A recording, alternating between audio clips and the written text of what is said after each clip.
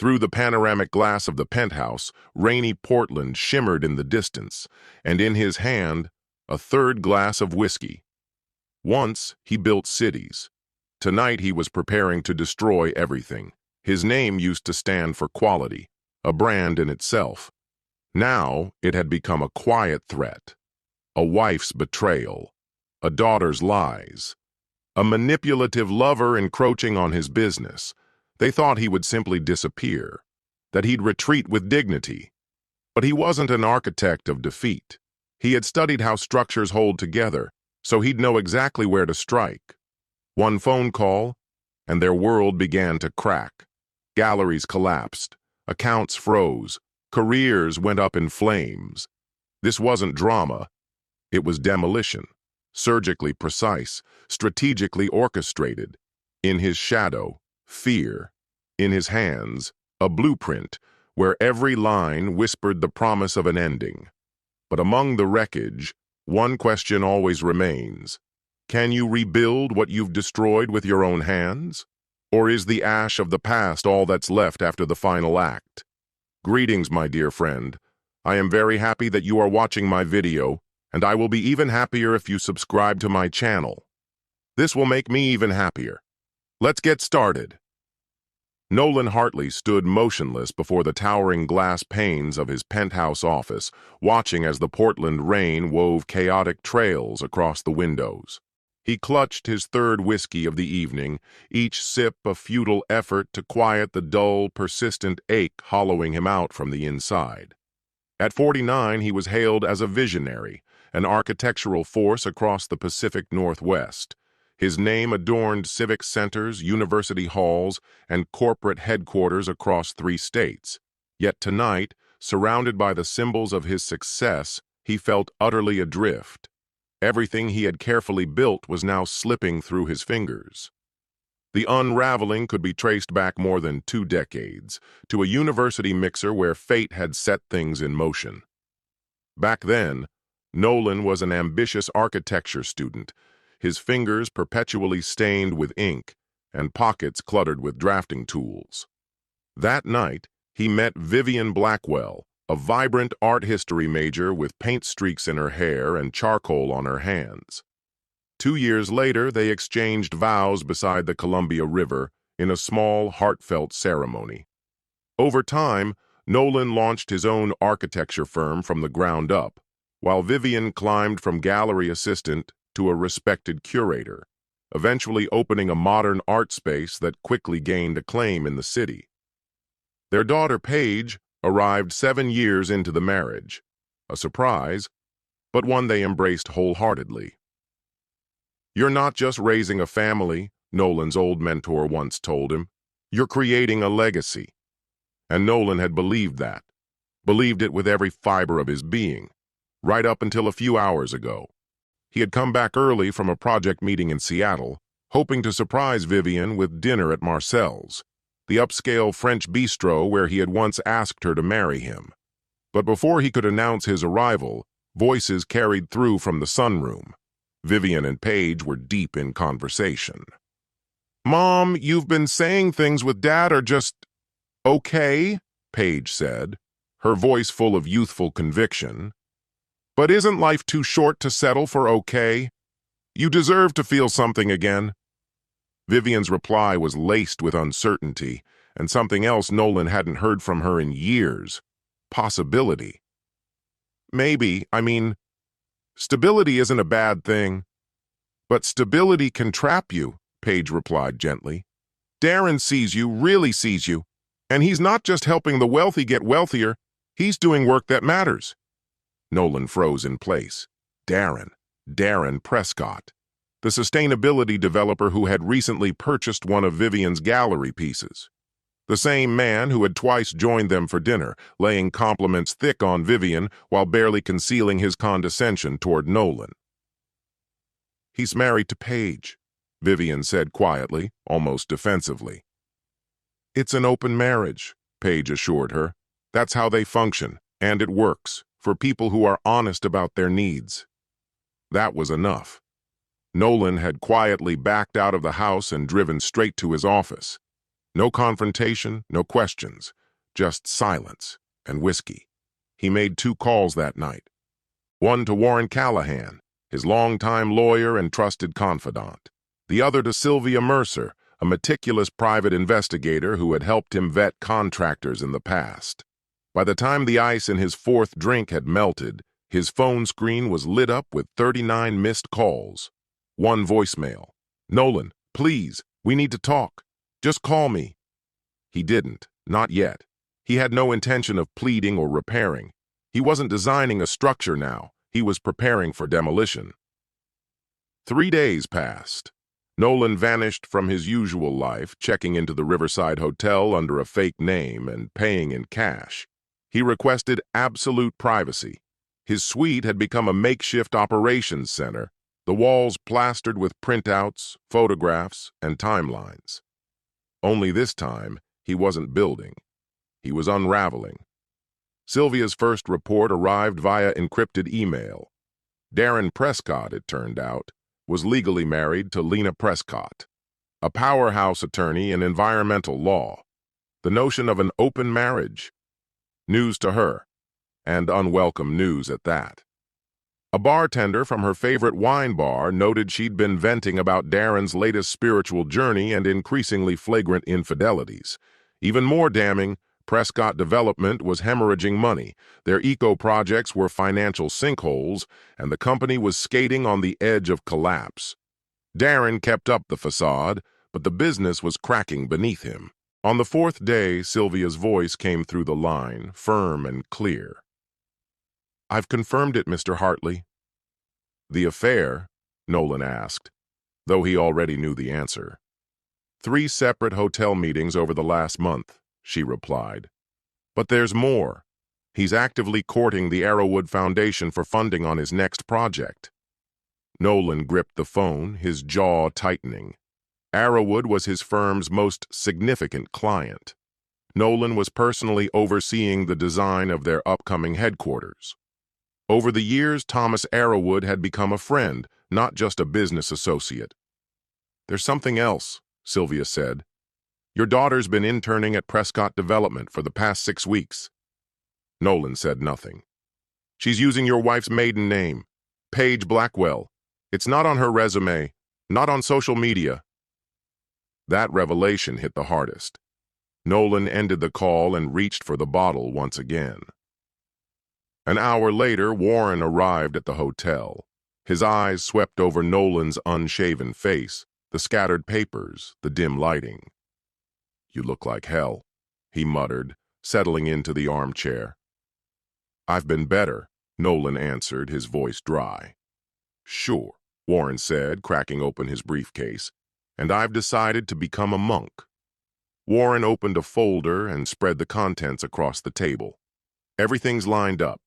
Divorce paperwork citing infidelity, emergency motions to freeze joint assets, and forms to strip Vivian from your insurance and retirement benefits.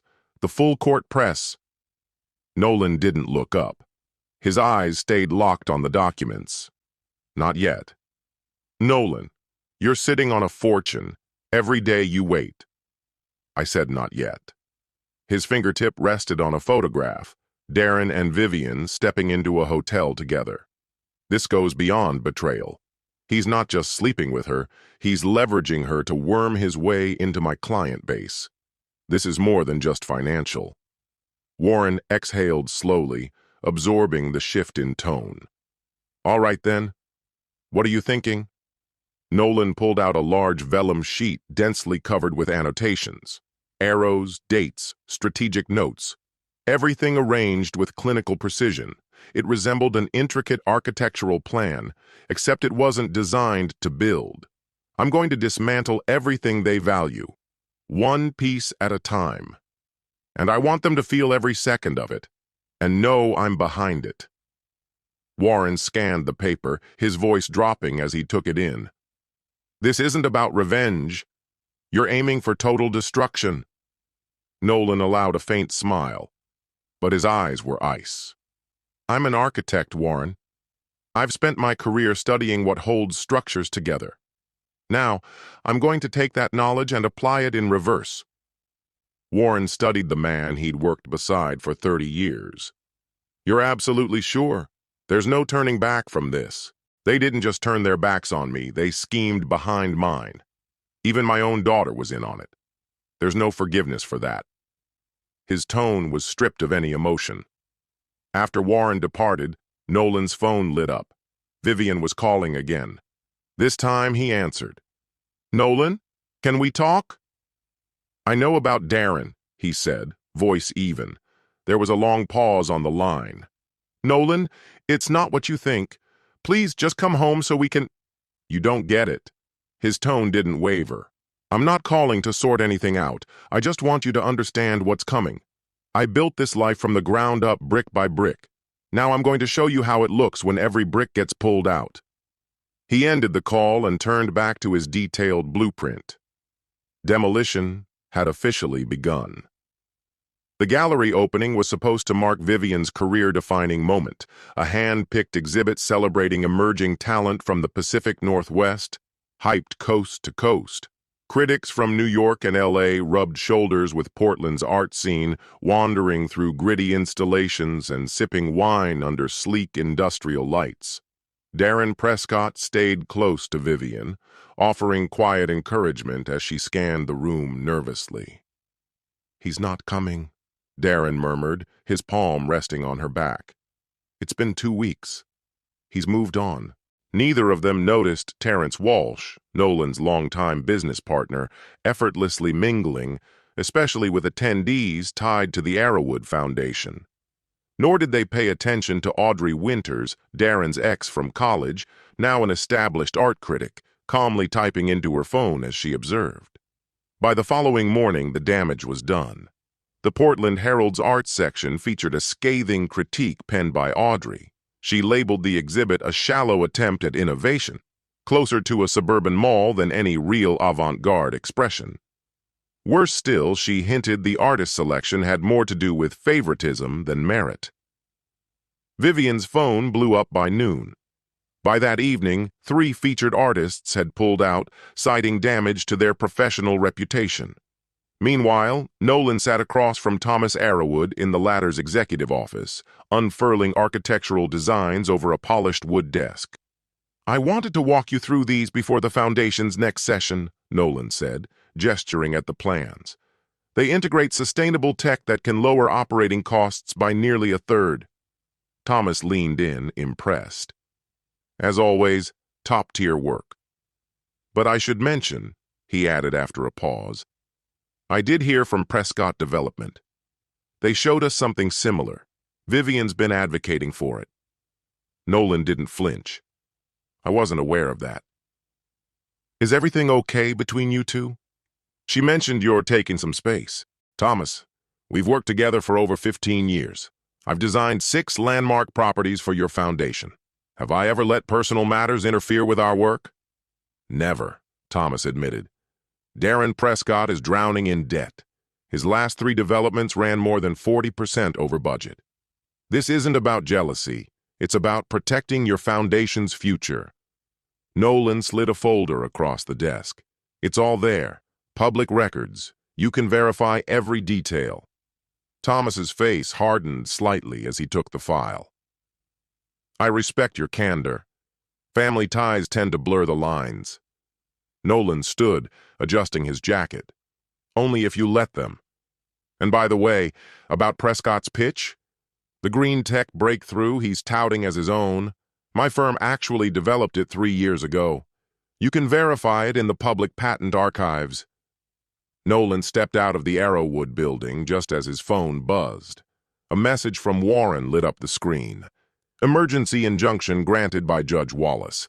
All shared financial accounts frozen effective 3 p.m. Across town, at precisely that moment, Vivian stood motionless in front of an ATM. The display blinked back at her. Insufficient funds. An hour earlier, her cafe bill had been declined. Now even cash was out of reach. Her phone rang. It wasn't Nolan. It was Laurel Kingsley, her closest friend. "Vivian? You're not going to believe this. Paige just called me. Nolan stopped paying her tuition. Her landlord's threatening eviction." "What?" Vivian's voice wavered as she leaned against the wall, dizzy. I haven't heard from him. He's vanished. And now this?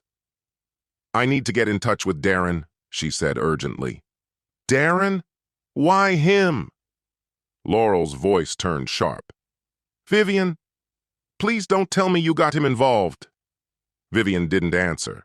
She ended the call instead. One more accusation would break her. Her phone rang again almost immediately. This time, it was Darren. His tone was clipped, laced with concern. We need to talk. Arrowwood canceled our pitch and returned our proposal. 3 backers just pulled out. Something's happening. Vivian stared at her useless debit card, the mess of her gallery, her daughter's anxious messages.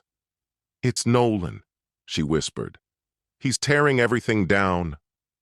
You can't just cut off your daughter like this. Vivian's voice echoed across the minimalist glass walls of the Hartley Architecture conference room. After 3 chaotic weeks of financial freefall, she'd finally found Nolan. He was stationed behind a drafting table, composed, unreadable. Around them, co-workers busied themselves with feigned focus, unable to ignore the confrontation unfolding. I've arranged a separate account to cover her actual educational needs, he said with a chill. Rent, books, food, all handled. What I won't do is fund her little domestic fantasy while she works for my wife's boyfriend under a false name. Vivian went pale. How do you even know? You thought I wouldn't find out? Nolan interrupted, his voice low and dangerous. That I'd just let it slide while you both made a fool of me? He gathered his sketches and signaled for his staff to give them space. Her tuition is now paid straight to the school. The apartment lease, canceled. It wasn't in her name anyway. He gave a bitter smile. It was under Paige Blackwell. Maybe her new mentor can offer her a place to crash. That's heartless, Vivian shot back. She's still your daughter. Is she? Nolan's gaze locked onto hers, steely. She seems pretty comfortable pretending she's the daughter of Vivian Blackwell and Darren Prescott's protege. You turned her against me, he said with quiet finality. I won't forget that. I didn't want this, Vivian said softly, tears filling her eyes.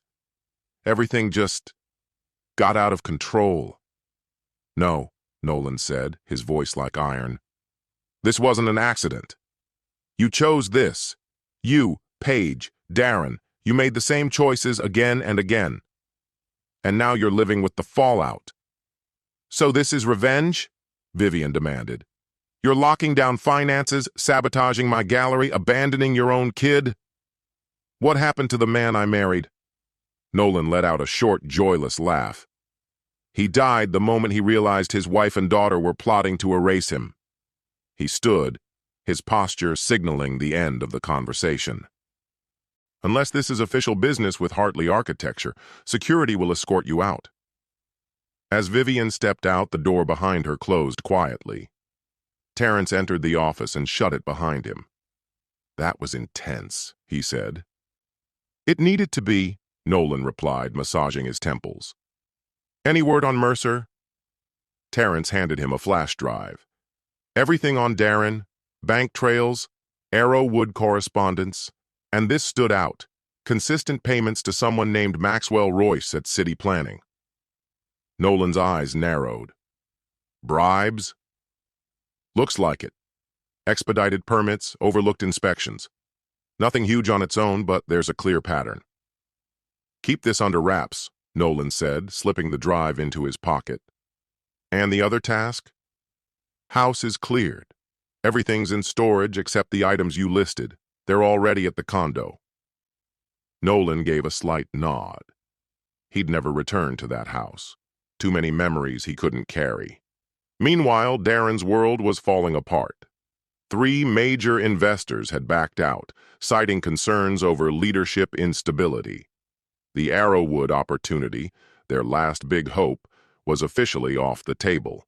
And now Lena, his wife, had filed for divorce. She'd found out about the affair with Vivian. Nolan was dismantling it all, not in anger, but with methodical, unstoppable precision. That night, as dusk settled over his nearly bare office, Darren turned sharply to Vivian, urgency in his voice. How the hell does he know all this? It's like he's inside our heads. He might as well be, Vivian replied, sounding drained. Nolan didn't just sketch our homes, he built the system we live in. She exhaled, weary. He's always miles ahead. Darren slammed his hand against the desk. I'm not backing down. If he wants a war, he just found one. By the next morning, Nolan walked into his firm to find city inspectors swarming every floor. An anonymous complaint had triggered an investigation into alleged code violations. At the same time, a scandalous email was circulating through the architecture world. Attached were Nolan's old grad school concept sketches, placed side by side with actual structures that bore an uncanny resemblance, subtly accusing him of stealing ideas. In the hallway, Terrence approached quietly.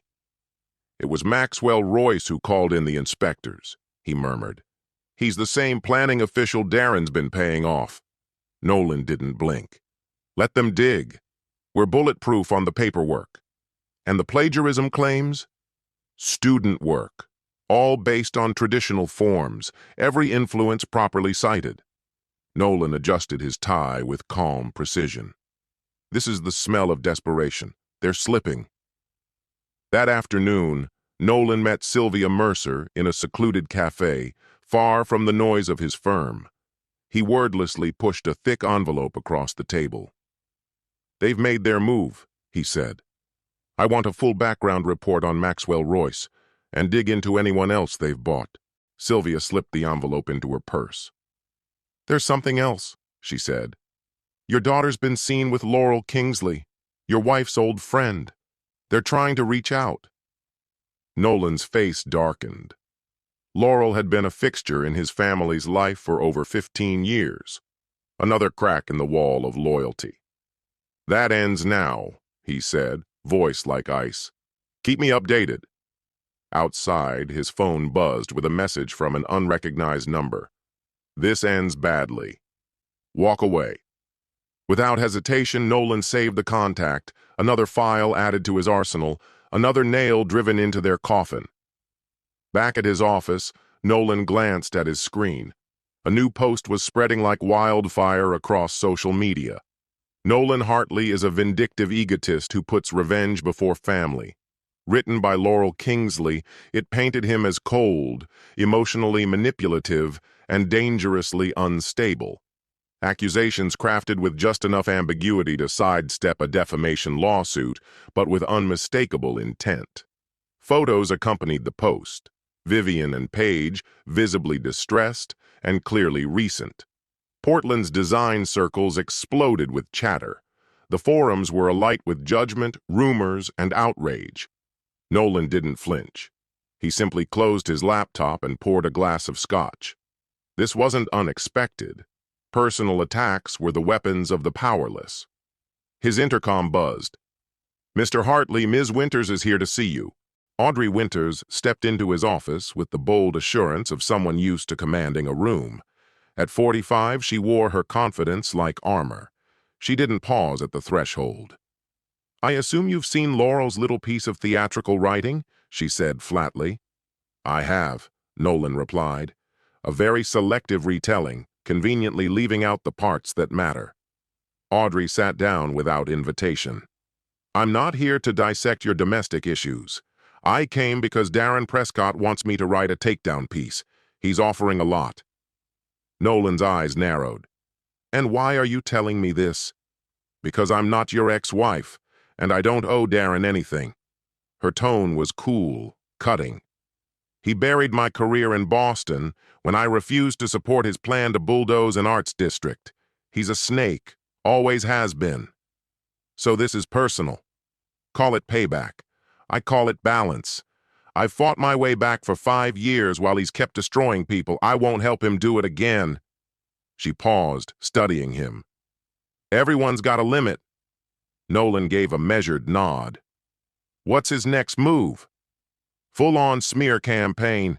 He's lining up exposés, digging for dirt on failed projects, whispering rumors to your business partners. He's even trying to weaponize the environmental crowd against your clients. And what are you offering? Silence?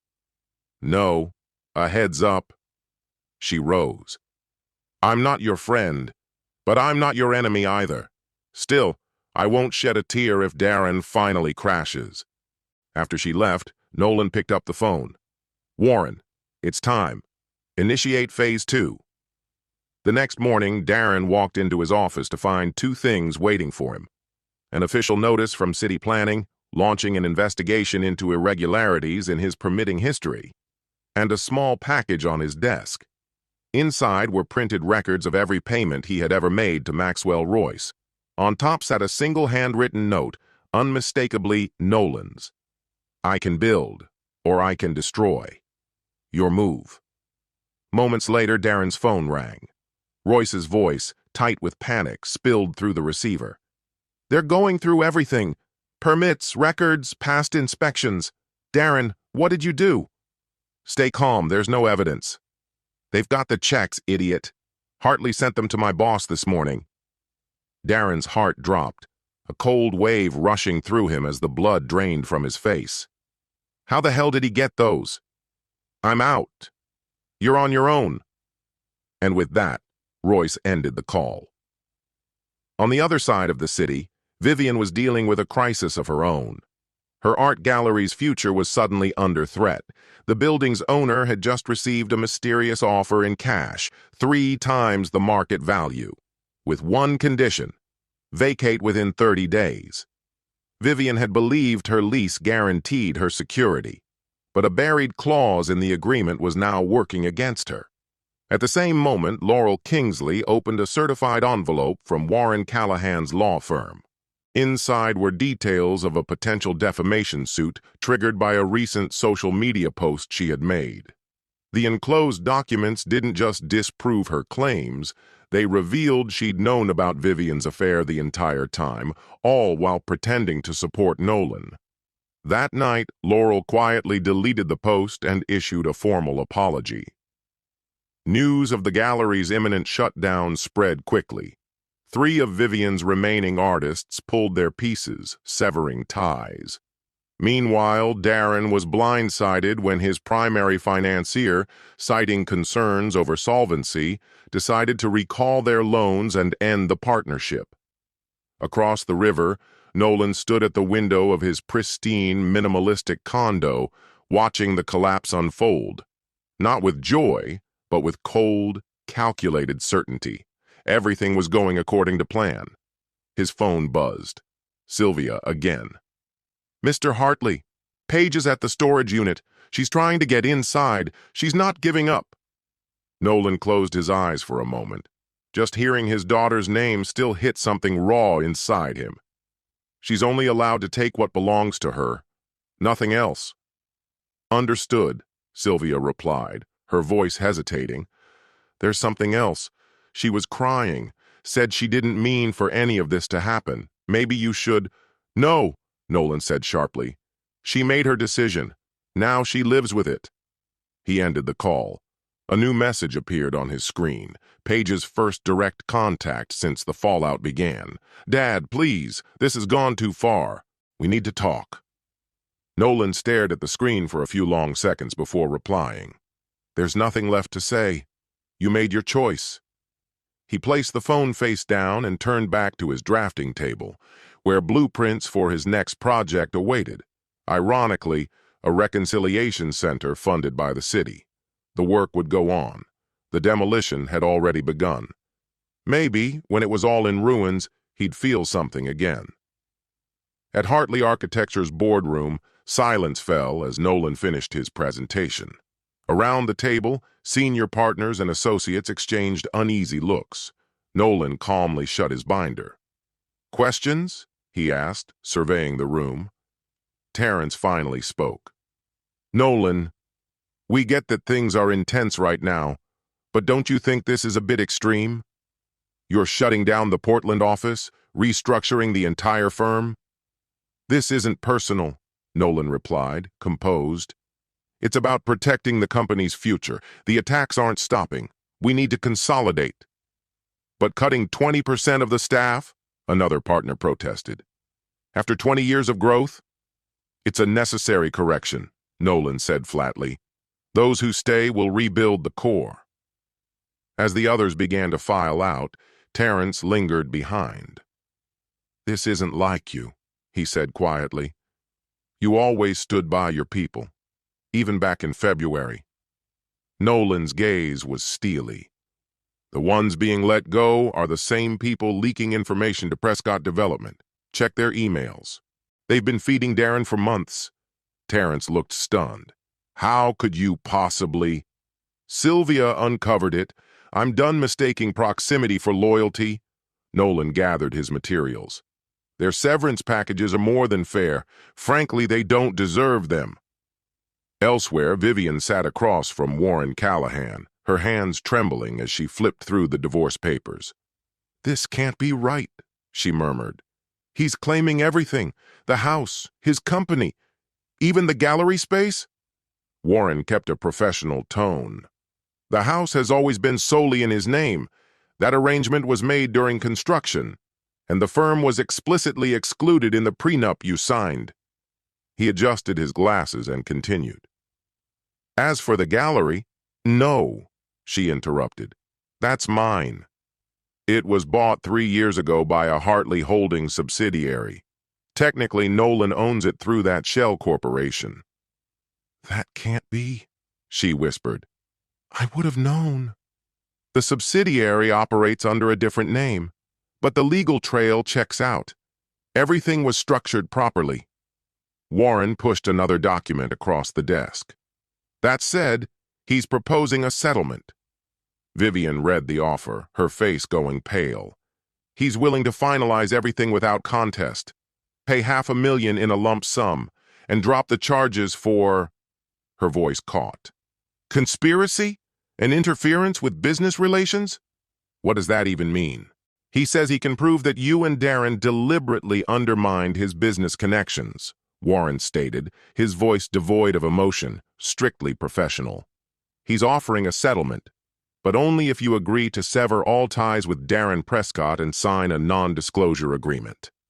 Vivian straightened her posture. And if I refuse, then it goes to court. Every message, every witness testimony, every piece of evidence becomes part of the public file. As Warren finished speaking, Vivian's phone buzzed again. Another call from Darren. Lately, his messages had grown increasingly frantic, each one more desperate than the last. His once booming company was unraveling. Permits suddenly revoked, projects abandoned halfway through. His personal life was imploding as well. Lena had uncovered not just the affair with Vivian, but others too. The fallout was swift and unforgiving. I need time to consider, Vivian whispered. You've got 48 hours, Warren replied with quiet authority. Nolan won't keep the offer on the table forever. In a quiet corner cafe across from the Portland State University campus, Paige Hartley sat opposite a woman she barely knew, Sylvia Mercer, completely unaware of how intimately the woman was connected to her father. I don't understand, Paige said, her hands cupping a latte that had gone cold. He won't even look at me. I'm his daughter, Sylvia responded in a calm, careful tone. That's exactly why it cuts so deep. When betrayal comes from someone you love, it wounds more profoundly. I didn't mean to hurt him, Paige said. I just wanted to help my mom. She's been unhappy for years.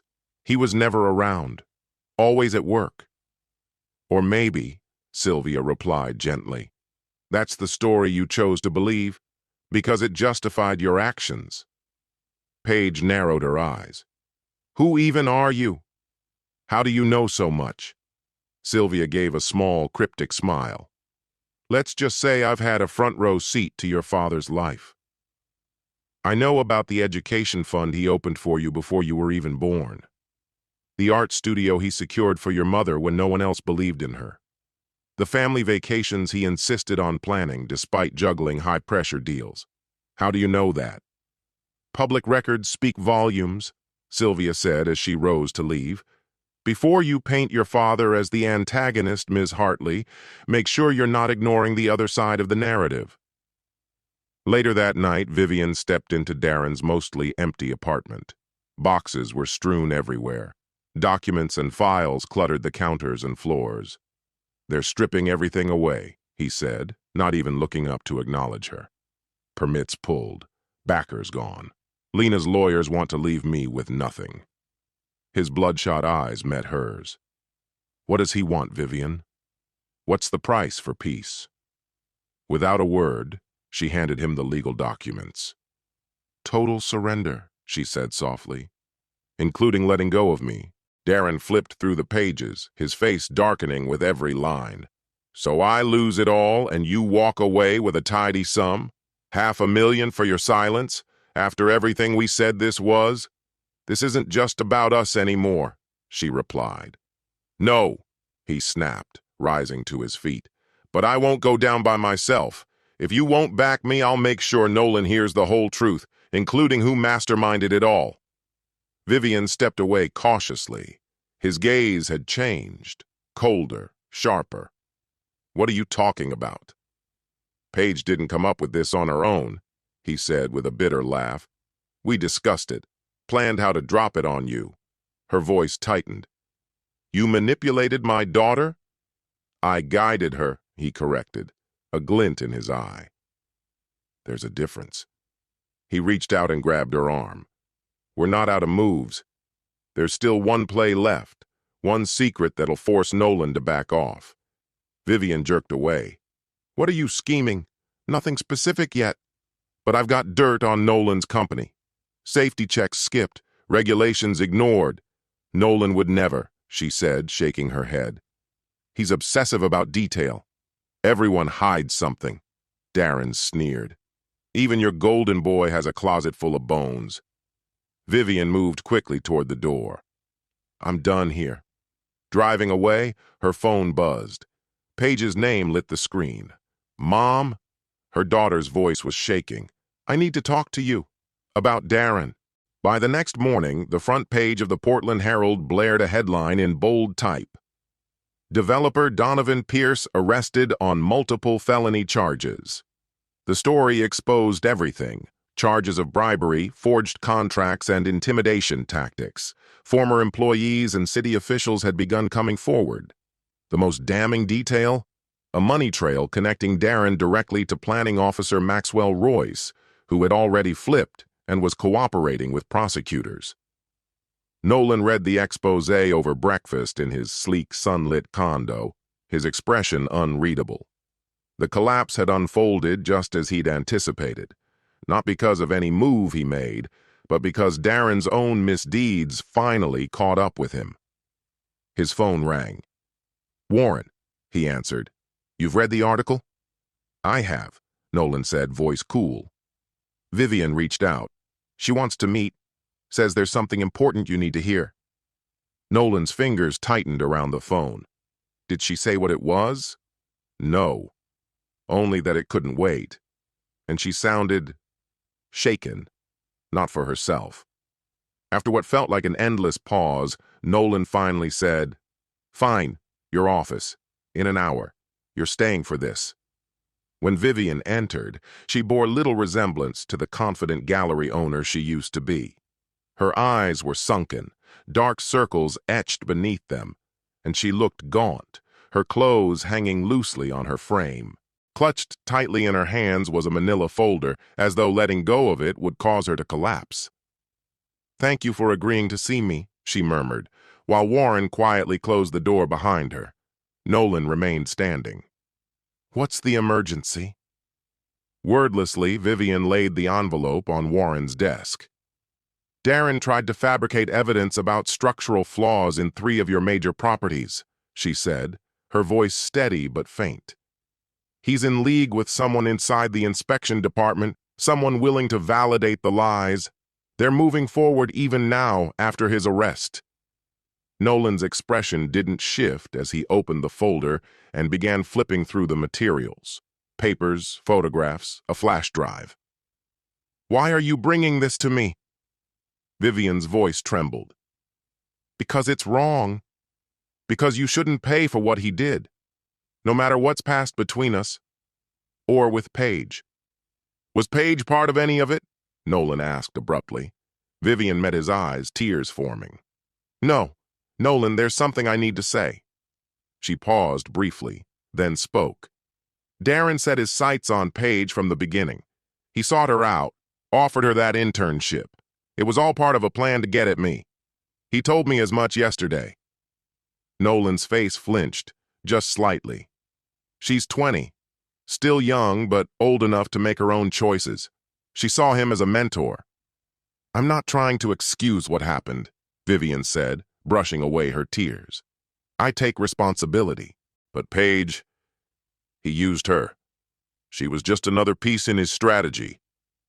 Nolan turned away from her, his gaze fixed on the Portland skyline. Those buildings out there, his legacy. Why now? He asked. Why come clean at this point? Because I finally understand the extent of his manipulation, and because no matter what happened between us, you're still her father. She took a step toward the door. I'm accepting the settlement. Darren and I are finished. I just wanted you to have the evidence to protect yourself. Her hand reached for the doorknob when Nolan, still staring out the window, said quietly, The gallery. She stopped. I won't throw you out. Work out a proper lease with the property management team. Vivian gave a slow, solemn nod. It wasn't absolution, but it was more than she'd hoped for. Thank you. When she left, Warren turned back to the documents spread across the desk. This is huge, Nolan. If this had gone through, it won't, Nolan said, his voice unwavering. Start the divorce paperwork and alert Thomas Arrowood. He should be warned in case his building's next. Warren hesitated. And Paige? Nolan remained still for a long moment. One thing at a time. That night, as Nolan continued working late into the evening, the call came from the security desk. Mr. Hartley, your daughter's here. She says it's important.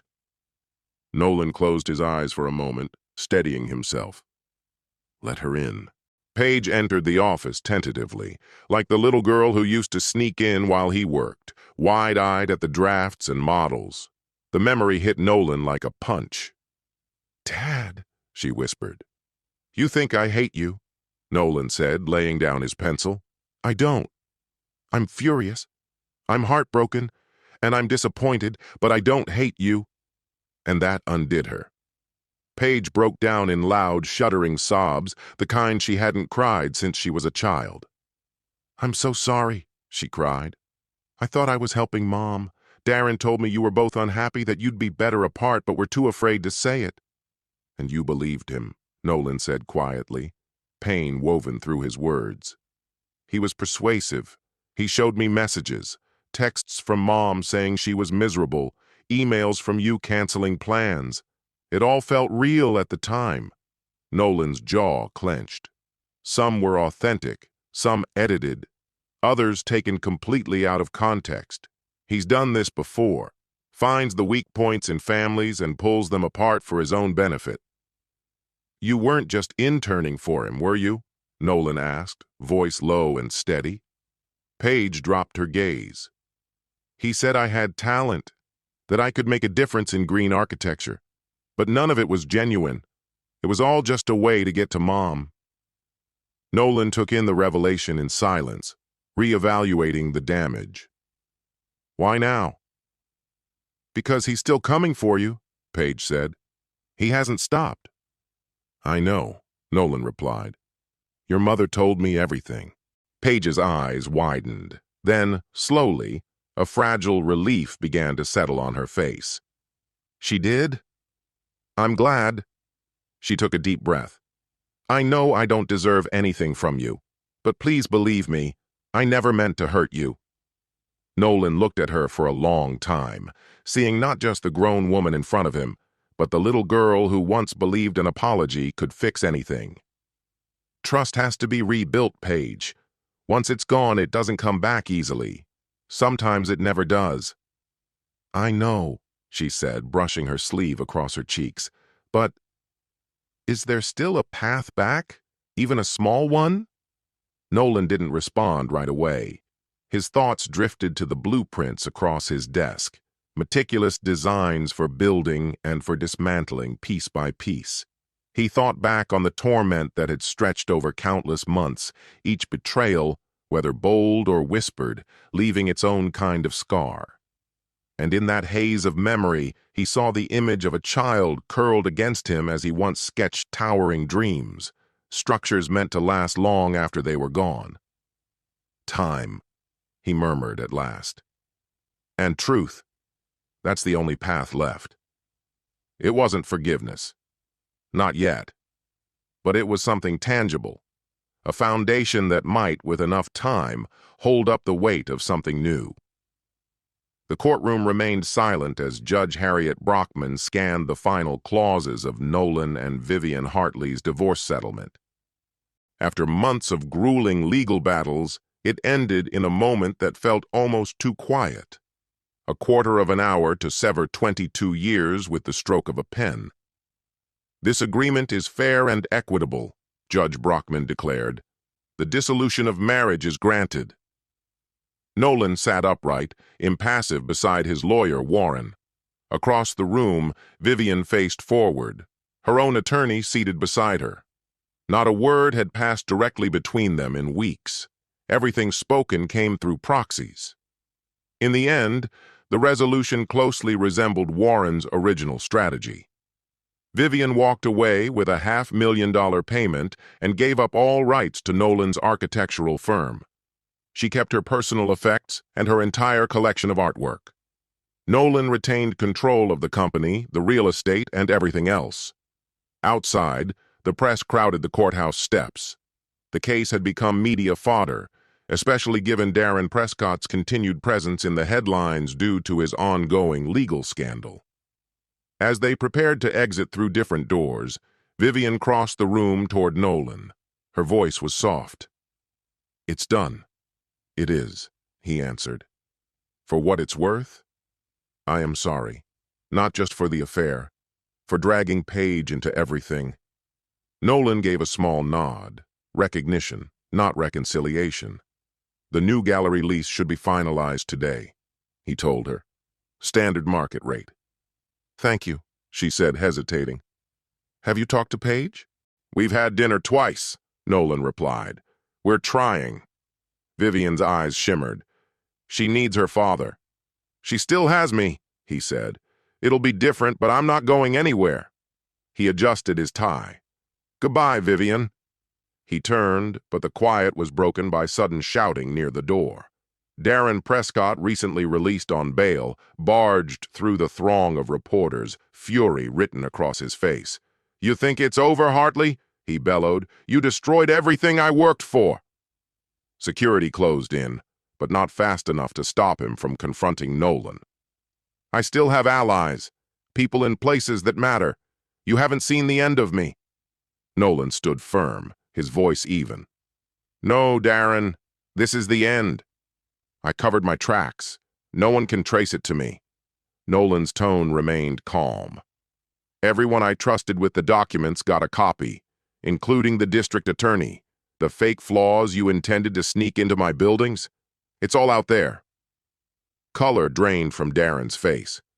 "That's impossible. The files were encrypted."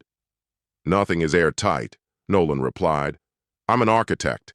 I know where the stress points are, on structures and on people." He gestured to the guards. He just violated his bail terms. As security escorted Darren out, still spitting threats, Nolan moved toward the waiting car with unwavering steps.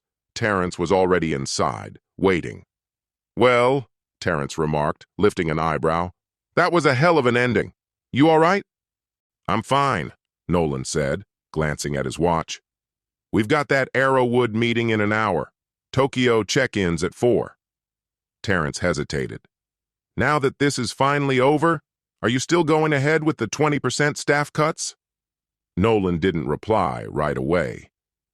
As the vehicle wound through downtown Portland, his gaze wandered over the skyline. His skyline, The buildings he'd brought to life, the streets he'd once walked with Vivian, the swings he'd pushed Paige on years ago. Vengeance had driven him for months, colored every decision. But now, with the legal fights behind him and Darren exposed, something within him had started to settle. "No," he said at last. "We're keeping the team intact. The storm's passed." Relief washed over Terrence's face. "I'm glad. A lot of them were worried. Families, mortgages." "I know," Nolan said quietly, eyes fixed on the city beyond the glass. "I'm done breaking things just to feel like I've won." That night, Nolan sat alone in his penthouse apartment, reviewing the Arrowwood presentation. It was a major milestone, the firm's biggest contract to date. His phone buzzed. A message from Paige. "Dinner tomorrow? My treat this time." He began to type a response, but the screen shifted. An incoming call. Sylvia Mercer. "Mr. Hartley," her voice came through. "I have the final update you asked for." "Go ahead," Nolan said. "Following today's outburst, Darren Prescott's bail has been revoked. His ex-wife, Lena, submitted new documents, financial misconduct. And the structural engineer he tried to bribe, he's cooperating." "Good," Nolan said. "Anything else?" "One more thing," Sylvia added after a beat. "Your daughter's college transcript came in this afternoon. It's at the office." She'd switched her major, no longer business, but architecture. Nolan felt a flicker deep within, a rare glint of pride piercing through the emotional walls he'd so carefully constructed. "Thank you, Sylvia. That'll be all." "Understood." "If I might add, Mr. Hartley," Sylvia said, "you've navigated this with admirable composure, considering the circumstances." Nolan's mind drifted to the ruins behind him. Shattered bonds, scorched earth where trust used to live, a family fractured beyond repair. "Have I?" he murmured. "You could have ended them entirely," she replied. "But you didn't." After the line went dead, Nolan crossed the room to where his drafting table waited. Laid out in careful lines and pencil strokes were the schematics for his latest undertaking. A city-funded community arts complex, complete with galleries, stages, and studio space for up-and-coming artists. He'd been poring over the design for weeks, even before the divorce papers were finalized. Next to the blueprints sat an envelope labeled Vivian Hartley Gallery. Inside, a formal invitation to compete for the center's opening exhibition. He hadn't yet decided whether to send it. Redemption and revenge were architectural opposites. One created structure, the other reduced it to dust. For months, he'd worn the mantle of retribution. But maybe, just maybe, it was time to draft something new. Nolan picked up his phone and resumed the message he'd started to Paige. "Tomorrow night works. My place? I've got something I want to show you." 12 months later, the Portland Arts Center welcomed its first guests on a crisp autumn evening, the praise already echoing through the glass and concrete marvel. Critics applauded the sustainable design and sharp aesthetics.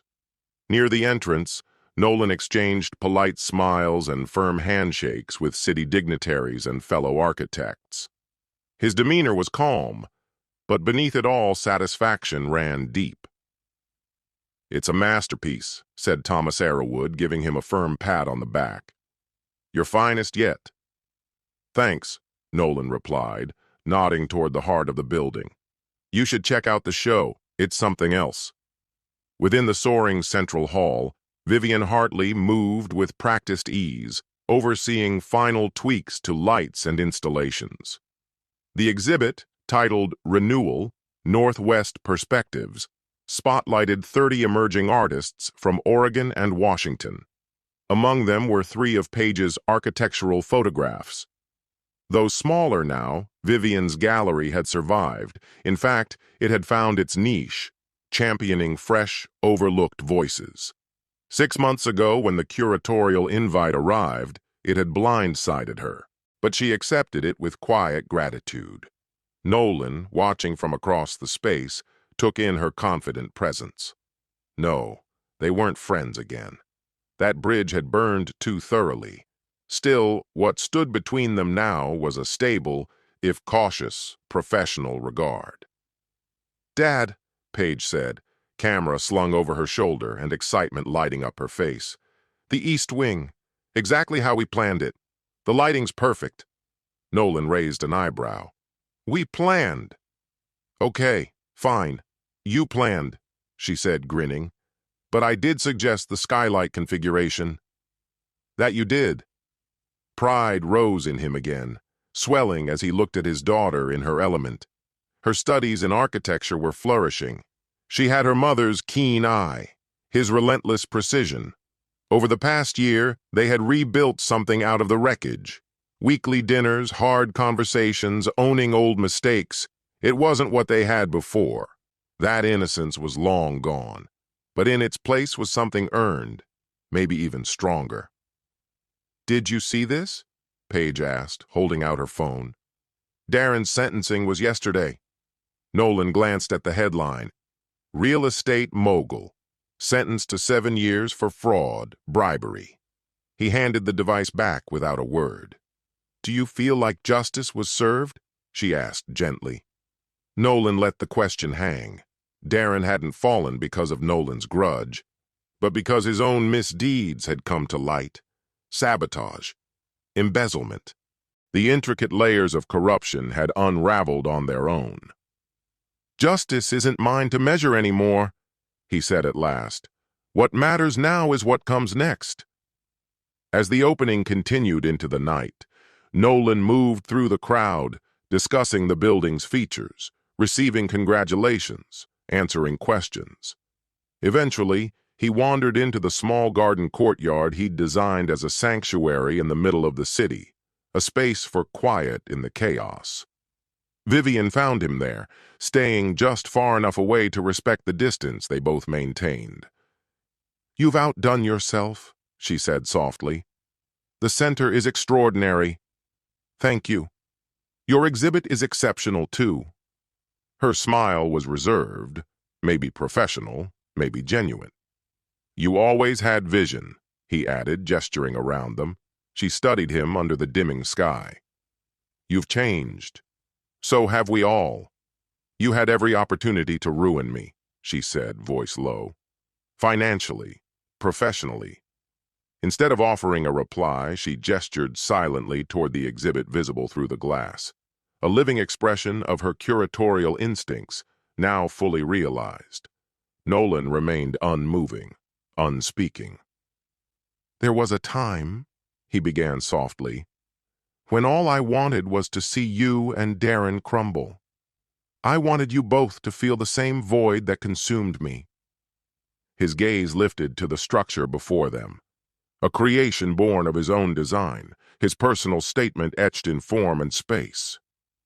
"But tearing it all down was never the real objective," he went on, his tone calm, devoid of resentment. "Even if maybe we deserve to be broken." His words hung between them, stark, unadorned, impossible to ignore. "Especially then," he added, straightening his tie with a smoothness formed by habit, a gesture echoing their shared past. "Good night, Vivian." As he turned to leave, she spoke again. "The show's had an excellent reception." He didn't look back. "And Paige mentioned the internship at your firm," she said, before he could respond. "It was generous of you." "It wasn't generosity," he replied without pause. "It was practical. She's exceptional." Vivian tilted her head slightly, understanding what he wasn't saying. "She reminds me of you," she said. A flicker crossed Nolan's face. Fleeting, almost imperceptible, but genuine. "Let's hope not entirely," he said quietly. "Good night." Inside, laughter still rang through the gallery, voices weaving through art and architecture. Nolan made his way to where Terrence stood beside the intricately crafted scale model of the center, displayed prominently in the lobby. "Turnout's impressive," Terrence observed. "And the board approved the expansion," Nolan said. "We're adding 3 more sites in the neighboring state within 5 years." You feel good about the leadership transition? Bringing in new partners? Nolan nodded once. It's the right time. We need new energy, new perspectives. His eyes found Paige across the room, animatedly discussing her work with an attentive cluster of onlookers, her poise unmistakable. This next era belongs to them. Much later, when the last guests had filtered out and the lights had dimmed to a quiet hum, Nolan walked the corridors of the center alone. His fingertips brushed the surfaces he had once only envisioned, the tangible realization of a dream. Every angle, every detail bore the imprint of his mind. Not long ago, he had dedicated himself to revenge, carefully devising ways to undo the lives of those who had betrayed him. But standing now amid what he had created, he understood at last. Destruction had never truly been in his heart. In the stillness of the night, surrounded by the echo of his own ideas turned real, Nolan Hartley remembered his essence. He was not a force for ruin, but for renewal. Not someone who dismantled, but someone who shaped. Not a captive of old wounds, but a steward of what's possible. And in that act of creation, he found his quietest, most profound justice. Our story comes to an end here. Share your thoughts in the comments. Thank you for taking the time to watch. If you enjoyed this story, please check out other videos on this channel. See you soon, my dear friend.